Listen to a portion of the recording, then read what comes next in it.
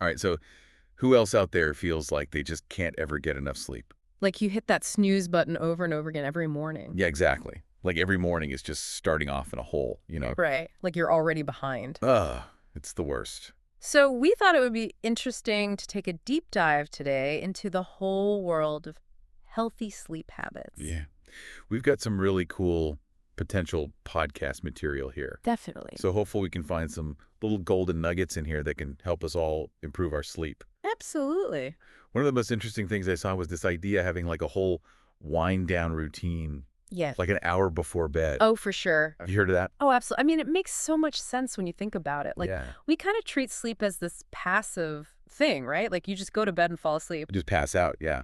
But really, our brains are doing so much work while we sleep. Yeah. I mean, it's consolidating memories, clearing out toxins, getting us ready for the next day. It's like a whole nightly tune-up for your brain. That's a great way to put it. So this whole idea of a wind-down routine is basically like giving your brain that signal that, okay, it's time to start quieting down for the night, Exactly. to start getting ready for sleep. And one of the things they talk about in this material is that Yeah. cortisol, that's our stress hormone. Yeah. Naturally, it should start declining in the evening. Oh, okay. But so many of us, I mean, I know I'm guilty of this. Oh, totally. Me too. We're on our screens or, finishing up work right before bed. Yeah, scrolling and scrolling. Exactly. And that keeps those cortisol levels up, Oh, interesting. which then makes it harder to fall asleep. So it's not even necessarily about willpower then. No. It's about working with your body Exactly. and the way it naturally works. Yeah. That's super interesting. Yeah. I'm already feeling more relaxed just thinking about this. I know, right?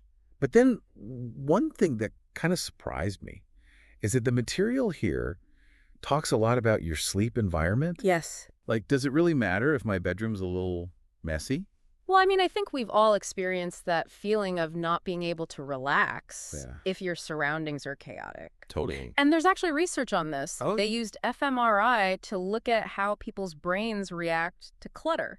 Wow. Right. And it turns out that all that visual clutter actually overloads our visual cortex. Oh, that makes sense. So our brains can't really fully relax and disengage. Hmm. Like if you think about it, our ancestors Yeah. slept in dark, quiet caves. Yeah. So we're kind of wired to associate those conditions with safety and rest. It's like going back to our roots. Exactly. So it sounds like dimming the lights, keeping things tidy, maybe blackout curtains, all good moves. Definitely. And I think they even said something about temperature, right? Yes. Ideally, you want your bedroom to be around 65 degrees Fahrenheit Okay. because our bodies naturally cool down as we prepare for sleep. Oh, that's interesting. So if your room is too warm, it can actually interfere with that process. Oh, I see. Yeah. And then another thing they talked about was diet, Oh, yes. which, it can play a huge role in sleep quality. Totally. I'm totally guilty of like a late night cup of tea or something. Oh, yeah. Do you think even herbal tea could be a problem?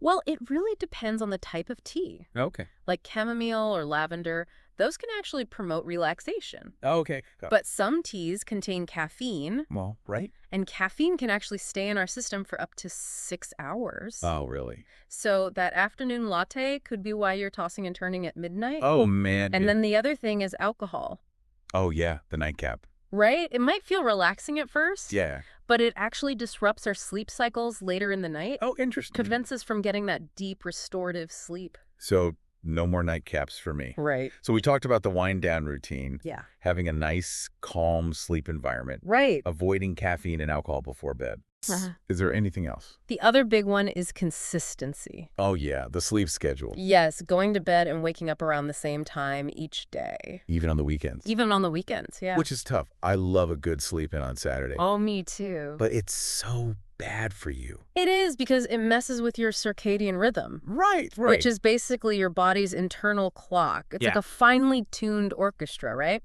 Yeah. Every instrument has to play its part at the right time for the music to sound good. Okay. I like that. If you suddenly change the tempo on the weekends, it throws the whole orchestra off.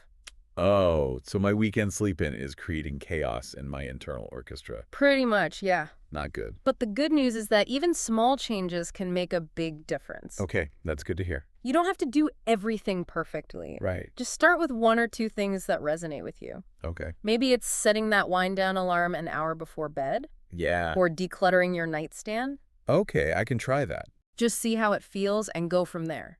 That's a good point. You know what I find interesting? What's that? We spend so much time and energy trying to optimize our waking hours. Yeah, totally. Productivity hacks, Exactly. time management and all that. But then we often neglect sleep, Yeah. which is crazy because we spend a third of our lives sleeping. Yeah, that's true. So maybe by paying more attention to our sleep habits, Yeah. we can actually unlock even more potential. In our waking lives. Exactly. That's a really cool way to think about it. And everyone's different. Right. What works for one person might not work for another. Yeah. So I would say the most important thing is to just experiment, Yeah. see what works for you. Tune into your body. Exactly. I love that. Yeah. So if you're listening out there and you're struggling with sleep, just remember, You're not alone. there are things you can do to improve your sleep. Definitely. And it might be simpler than you think. Absolutely. So good luck out there and sweet dreams. Sweet dreams. All right, see you next time. See you later.